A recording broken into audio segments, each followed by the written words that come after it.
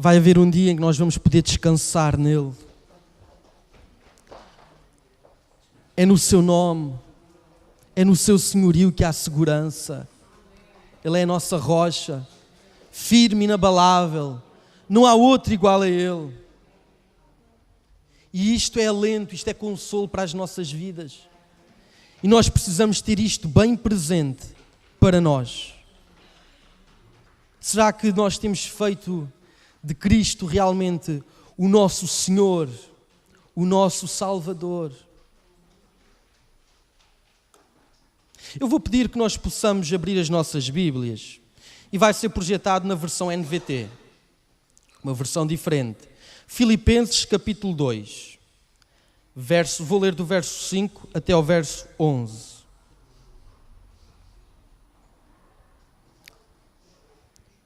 Tenham a mesma atitude demonstrada por Cristo Jesus.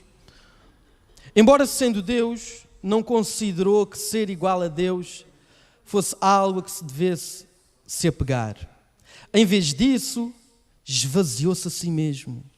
Assumiu a posição de escravo e nasceu como ser humano. Quando veio em forma humana, humilhou-se e foi obediente até à morte e morte de cruz. Por isso Deus o elevou ao lugar de mais alta honra e lhe deu um nome que está acima de todos os nomes, para que ao nome de Jesus todo o joelho se dobre nos céus, na terra e debaixo da terra, e toda a língua declara que Jesus Cristo é Senhor, para a glória de Deus, o Pai. Amém? Amém. Eu gosto de dizer, quando eu costumo pregar, eu quero levar os irmãos a adorar. Eu quero levar os irmãos a adorar. Porque nós podemos adorar não apenas com a música. Nós podemos e devemos adorar a Deus com a nossa vida. Com a nossa vida. Alguém disse certa vez que nós precisamos de fazer missões. Porque onde há necessidade de fazer missões é onde não existe adoração. Não há adoração. Então é preciso fazer missões. Adoração com a vida, porque se houvesse adoração com a vida das pessoas, não havia necessidade de fazer missões. Mas missões são necessárias. Porquê? Porque não existe a adoração ao Deus real e verdadeiro que pode transformar a minha vida e a tua. Então, o objetivo que sempre de algum pregador deve ser levar-nos a adorar e a admirar o Senhor dos Senhores. Aquele que é rocha eterna. Aquele que salvou, transformou, mudou totalmente a nossa vida. Nos tirou num charco de lama e nos colocou na sua maravilhosa luz.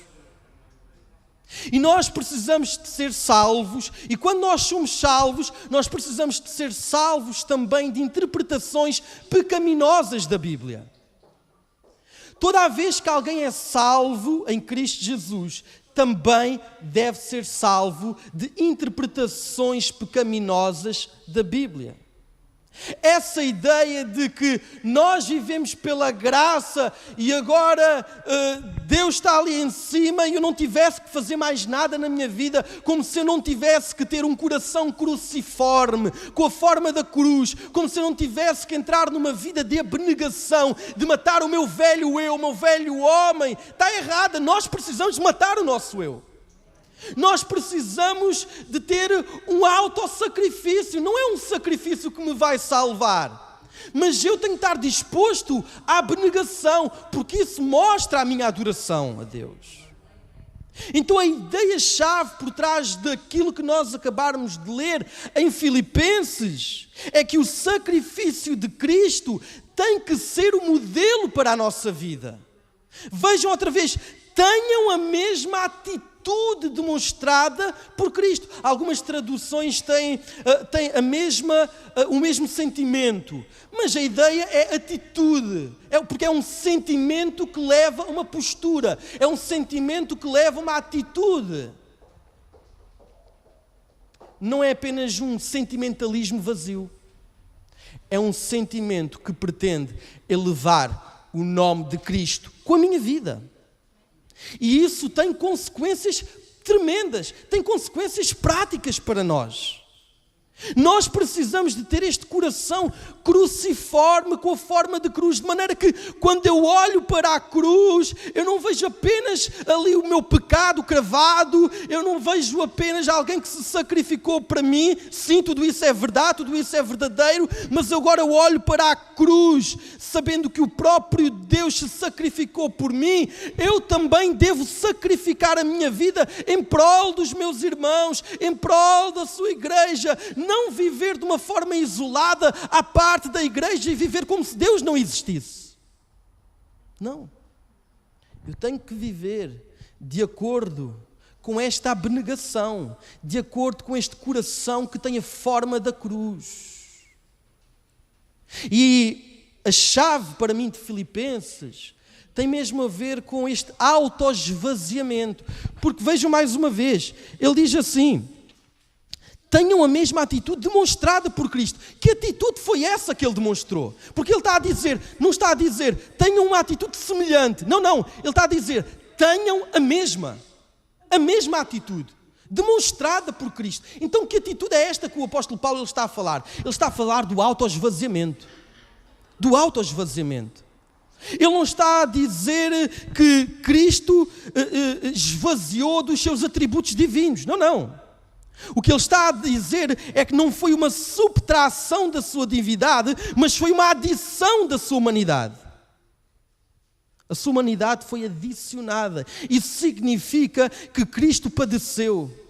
Isso significa que Cristo teve fome. Significa que Cristo teve frio. Significa que Ele passou por privações, como nós também passamos. Abnegação. Sacrifício.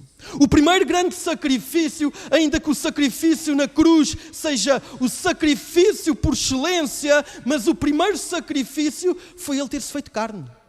Ele não precisava.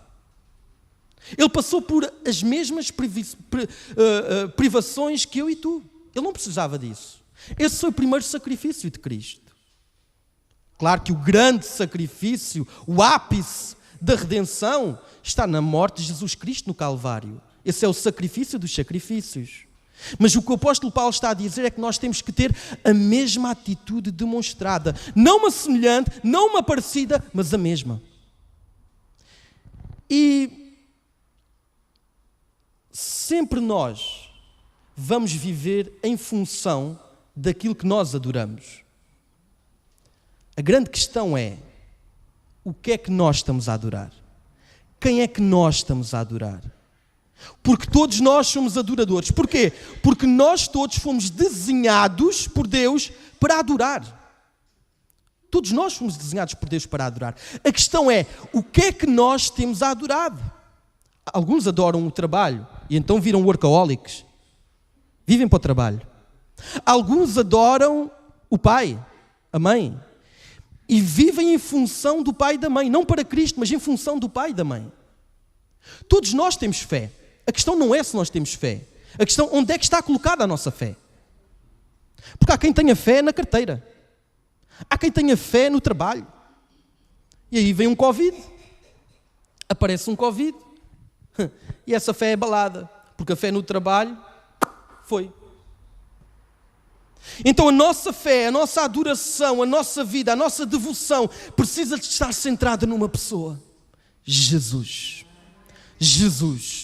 Só Ele é digno de toda a honra e de toda a glória, de todo o louvor, de toda a adoração. Então o nosso objetivo deve sempre ser levar as pessoas a adorar, mas não a adorar qualquer coisa. O nosso objeto de adoração é a pessoa de Jesus. E nós precisamos de refletir com relação a isto. E os irmãos não precisam necessariamente de concordar comigo neste ponto, mas se nós analisarmos os tempos em que vivemos, esta tem sido uma geração que está muito pouco disponível para o autossacrifício. Eles de facto se sacrificam, mas é por aquilo que elas adoram. E geralmente aquilo que esta nova geração ela adora é superficial, é supérfluo. E o que o apóstolo Paulo está a dizer é que a pessoa que nós precisamos de adorar é uma rocha, é firme, é segura, não é levada por todo o vento de tempestade, de doutrina, não. É uma rocha firme, inabalável.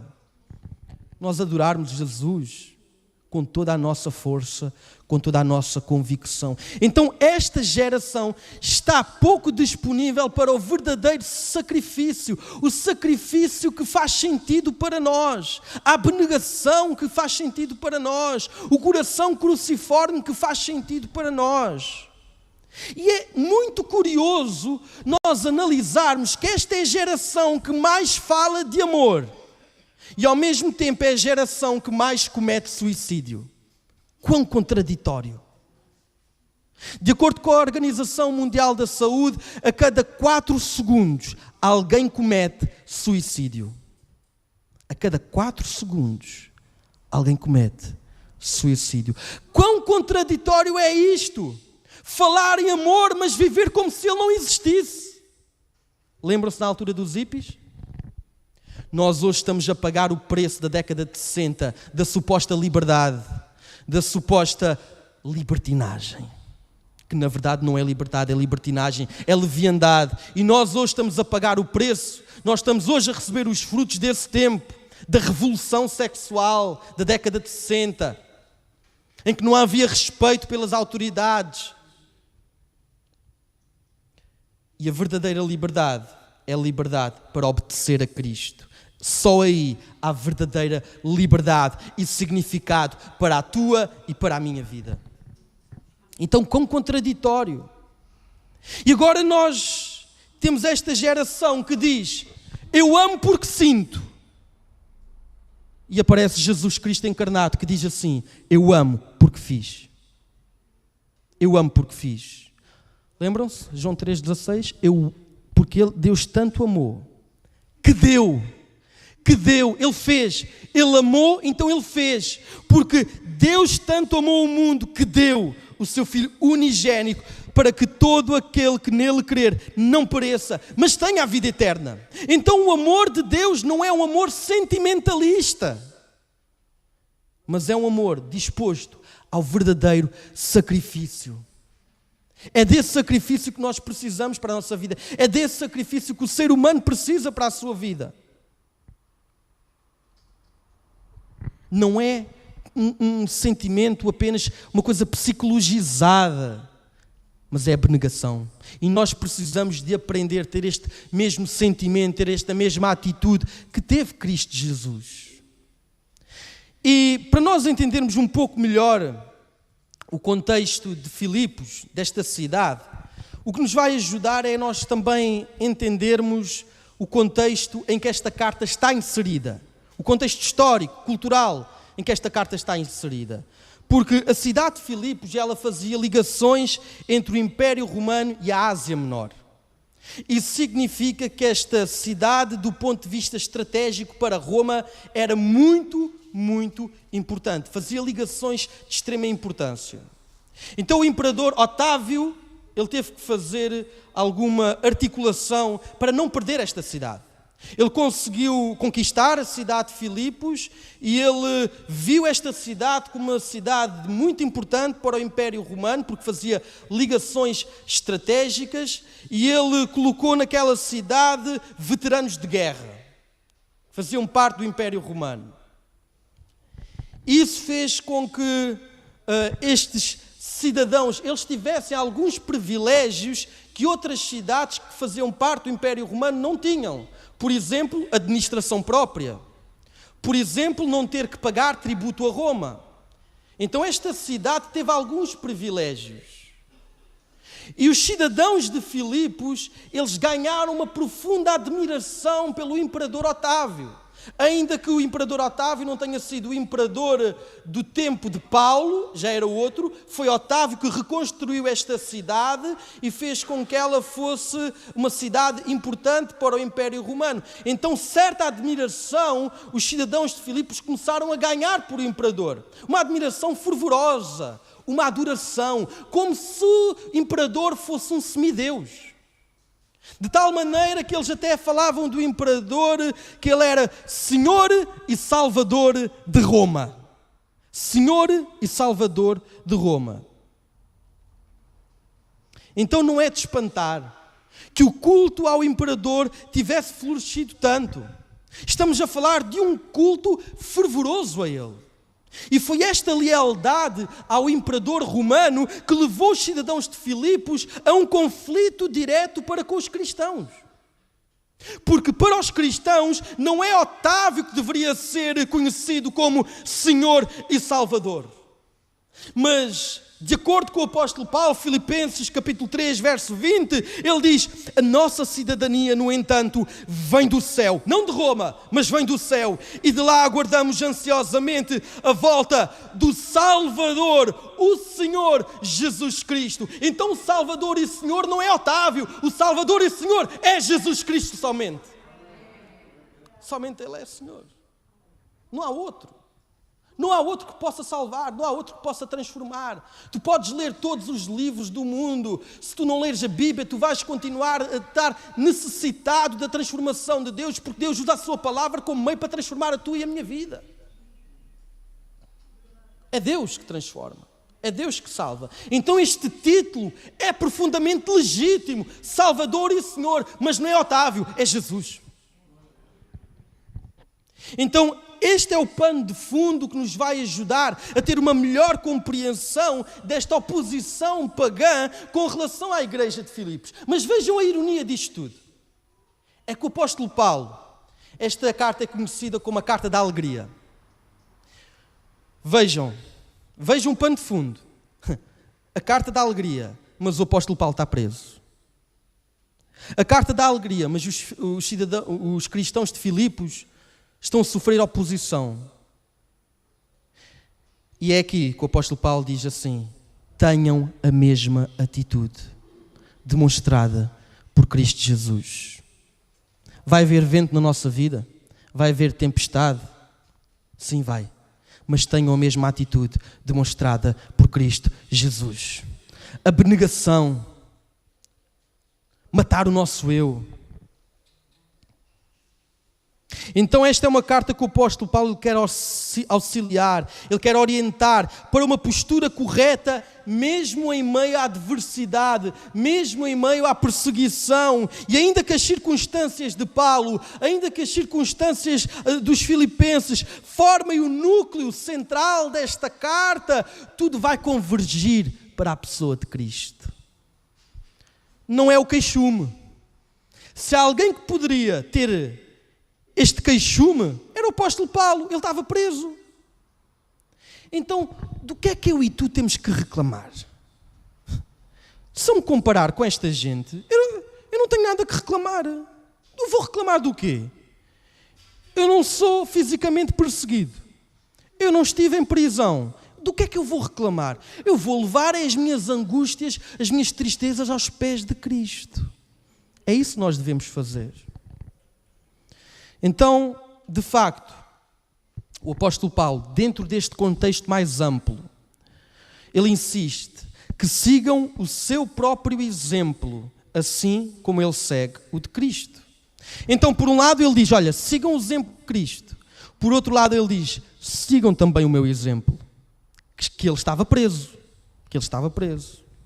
Então o apóstolo Paulo, ele apela diversas vezes para este exemplo. Mas porquê é que ele apela tanto para o exemplo de Cristo? Porque da mesma forma que Cristo nos amou, sacrificando-se por nós, assim também nós devemos nos sacrificar em amor ao próximo e a Deus. Isso significa, isso vai traduzir em verdadeira e genuína adoração. Eu começo a adorar Cristo com a minha própria vida. Agora, claro, nós precisamos de compreender que o meu e o teu sacrifício, a tua e a minha abnegação, não é um sacrifício que salva, porque o sacrifício que salva é o de Jesus Cristo. Mas isso não significa que eu e tu, nós não tenhamos que viver uma vida cruciforme. Isso não significa que eu e tu, nós não tenhamos que ter uma vida que vive para a glória de Deus. Isso não significa que eu e tu não tenhamos que ter uma vida sacrificial. Porque se nós temos o verdadeiro amor de Cristo em nós, nós vamos chorar com o que chora. Nós vamos levar as tristezas uns dos outros. Nós vamos nos alegrar com os que se alegram. Sabem, às vezes a vida cristã, ela não é bonita. Há coisas que não são bonitas. Não é bonito ter que levar as cargas uns dos outros. Não é bonito, mas é necessário. Há coisas na vida cristã que não são bonitas. E nós que vivemos num período que eleva a estética de uma tal forma que às vezes as pessoas têm dificuldades em lidar com as coisas feias. Mas há coisas do nosso coração que são feias e que nós precisamos tomar uma atitude com relação a isso. Leva aos pés de Jesus as tuas partes feias. Eu preciso de levar as minhas partes feias aos pés de Jesus Cristo. Há coisas que não são bonitas, mas há coisas que são necessárias. O sacrifício no Antigo Testamento não era bonito. Cheirava mal. Era sangue por todo lado. Era uma verdadeira carnificina. Não era bonito. Entretanto, agradava a Deus. Então há coisas que não são bonitas, mas que agradam a Deus. Então, nós nos sacrificamos não para ser salvos. O nosso sacrifício ele não tem poder para justificar pecados, só o de Jesus, mas o sacrifício do cristão ele é absolutamente válido. Por isso é que o apóstolo Paulo ele diz no capítulo 2, verso 5, tenham a mesma atitude. Tenham a mesma atitude demonstrada por Cristo. Então, para o apóstolo Paulo, naturalmente inspirado pelo Espírito Santo, conhecer Cristo significava identificar-se com Ele na sua morte. Sacrifício. Identificar-se com Ele na sua morte. Porque do contrário, quem não se identifica com Cristo na sua morte, do contrário, o apóstolo Paulo ele vai declarar no verso 18, no capítulo 3, e vai chamá-los de inimigos da cruz. Isto é profundo. Isto significa que é possível nós estarmos numa igreja, viver uma vida religiosa. Se nós não tivermos um coração cruciforme, um coração que mata o eu, um coração de abnegação, o apóstolo Paulo diz que nós somos inimigos da cruz. E mesmo assim podemos participar de atividades religiosas. Porque o ápice da vida cristã não é sobre fazer, é sobre se nascemos de novo ou não. Esse é o ápice da vida cristã. Então significa que eu posso fazer uma série de atividades religiosas e ainda assim não nascer de novo. Então o que é que nós precisamos para a nossa vida? Nascer de novo. Nascer de novo. E continuar a caminhada. Porque não para quando somos salvos. Quando somos salvos é o princípio, mas depois tem mais. Tem mais. Depois Deus quer encher-nos do seu Espírito Santo. Depois Deus quer batizar no Espírito Santo. Capacitar para viveres uma vida cristã adequada. É isso que Ele quer para nós. Então Ele propõe esta mesma atitude revelada em Cristo Jesus. Ou seja, o autoesvaziamento. Nós precisamos de esvaziar o nosso eu se queremos viver a vida cristã e não ser considerados inimigos da cruz. Esta ênfase, meus irmãos, ela é muito importante para um verdadeiro adorador, que vive em espírito e em verdade. Porque, às vezes, meus irmãos, nós cristãos, nós falamos que Cristo tem que ser o modelo para nós, mas às vezes parece que vivemos como se isso fosse inalcançável, como se isso fosse subjetivo, como se Cristo enquanto modelo fosse algo genérico, que não conseguimos apalpar. Mas vejam, é possível, porque o apóstolo Paulo está a exortar, tenham a mesma atitude. Então é possível. Então é possível. E aqui o apóstolo Paulo, ele está realmente a definir, a delinear, a esclarecer o que é que significa para nós realmente o sacrifício de Cristo enquanto modelo para nós e que isso é realmente deve significar para a nossa vida. O que é que o sacrifício de Cristo significa para a tua e para a minha vida? Então o apóstolo Paulo, escrevendo na prisão, como alguém que está disponível e disposto ao sacrifício ao próximo, ao sacrifício em favor da igreja. É precisamente na prisão que ele escreve, e ele diz assim no versículo 17, eu vou ler na NVI: contudo, mesmo que eu esteja sendo derramado como oferta de bebida. Algumas traduções têm oblação. Oblação é uma oferta de bebida. Sobre o serviço que provém da fé. Vocês têm o sacrifício que oferecem a Deus. Estou alegre. Está na prisão e está alegre. Estou alegre e me regozijo com todos vocês. Então Paulo, fazendo uma analogia com o Antigo Testamento, em que alguns sacrifícios eles eram feitos como bebida, alguns com azeite e outros com vinho também, ele próprio diz ser esse próprio elemento, é uma metáfora que ele está a usar, ele diz ser esse elemento a ser oferecido em favor da fé. Ele é alguém que se sacrifica em favor do Evangelho. Deixa-me perguntar, quais têm sido os sacrifícios que tu tens feito em favor do Evangelho? Quais são os sacrifícios que eu tenho feito em favor do Evangelho? Eu estou disposto a acordar mais cedo para orar. Eu estou disposto a seguir a um dia inteiro de trabalho, não fechar logo os olhos, mas ler a Bíblia. Não para me informar, mas para me transformar. Eu estou disposto a isso. Eu estou disposto a essa abnegação. Eu estou disposto que num diálogo com o outro, com pessoas que são às vezes diferentes de mim, eu estou disposto a ter um coração amável com essa pessoa na mesma? Ou não? Ou não?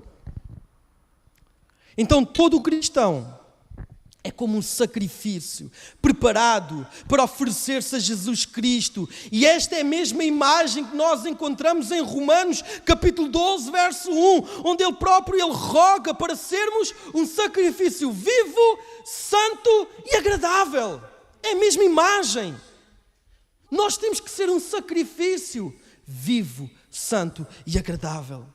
Porquê santo e agradável? Porquê? Porque existem sacrifícios que não são santos e não são agradáveis. Eu comecei por dizer que toda a gente tem fé, toda a gente adora e que todos nós agimos em função daquilo que nós adoramos. Então, toda a gente sacrifica. Então, por isso mesmo é que existem sacrifícios que não são santos e que não são agradáveis. E a vida, meus irmãos, sempre vai exigir sacrifício de nós, em tudo, em tudo. Nós sempre vamos sacrificar alguma coisa. Repito, sempre vamos sacrificar alguma coisa, mesmo que nós não tenhamos essa mesma consciência. Por exemplo, se eu amo a preguiça, eu sacrifico o trabalho. Se eu amo ter relações tóxicas, então eu vou sacrificar relações saudáveis. Se eu amo a maldade, eu vou sacrificar a bondade. Vejam, sempre vamos sacrificar. Portanto, aquilo que nós precisamos de analisar para nós é o que é que nós temos sacrificado, para quem é que temos sacrificado, o que é que nós temos estado a sacrificar na nossa vida. Deixa-me fazer esta pergunta. Será que nós temos sacrificado a cruz para ter a maçã? Ou será que nós sacrificamos a maçã para ter a cruz? Esta pergunta é relevante para nós e muda toda uma vida. Ou eu sacrifico a maçã que tipifica o pecado, ou eu sacrifico a cruz que tipifica a minha salvação. E é muito interessante nós refletirmos sobre o facto de que o diabo, ele quis ser Deus. E no facto de que o diabo, a velha serpente, tentou Adão e Eva com esta mesma ideia, que eles poderiam ser Deus. E com esta mesma ideia de que Adão e Eva poderiam ser Deus, ou ser como Deus, Adão e Eva, eles escolhem a maçã. Eles escolhem a maçã. Eles sacrificaram o relacionamento íntimo com Deus. Para quê? Para ter o orgulho de ser igual a Deus. Vejam como nós sempre vamos sacrificar alguma coisa. Mas agora notem vocês que, diferente de Adão, que quis ser Deus, Jesus, sendo Deus, divino, quis ser homem. Um escolheu a maçã, o outro escolheu a cruz. Um escolheu a maçã, o outro escolheu a cruz.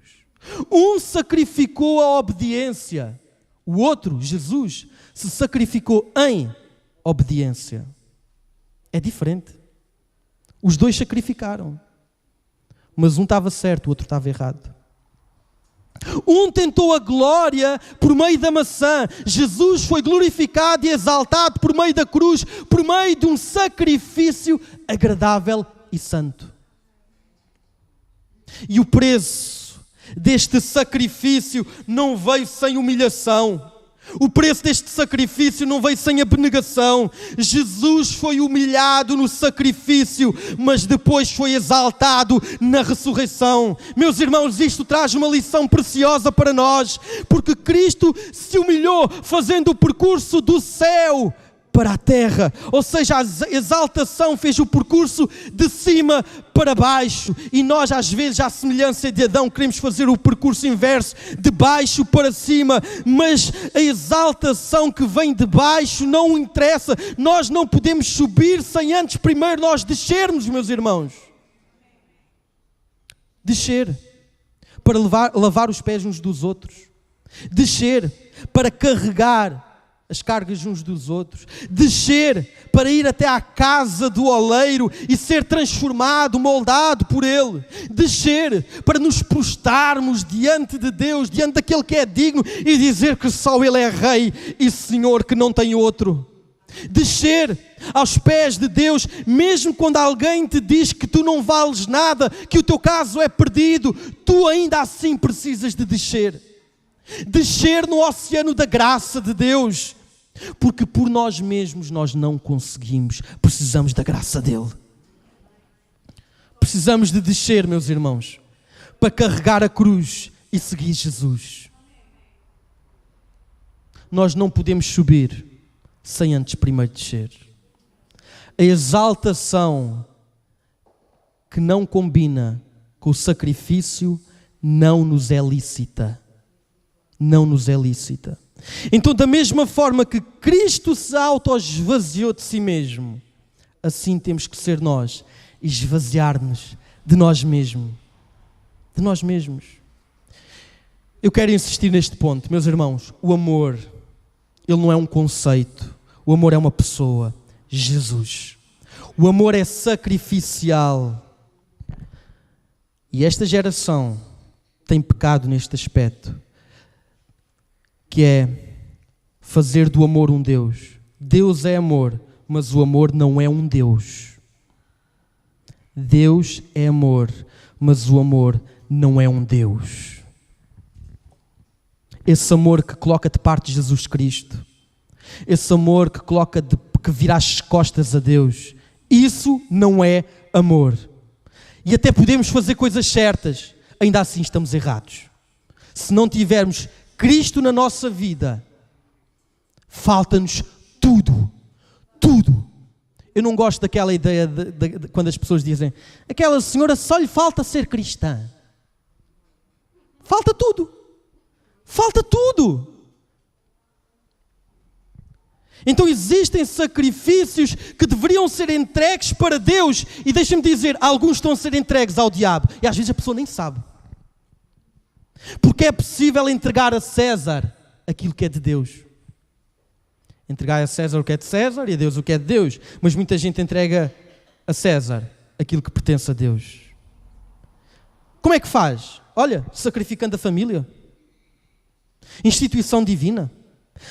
Não passando tempo de qualidade com a família. Sacrificando o trabalho honesto.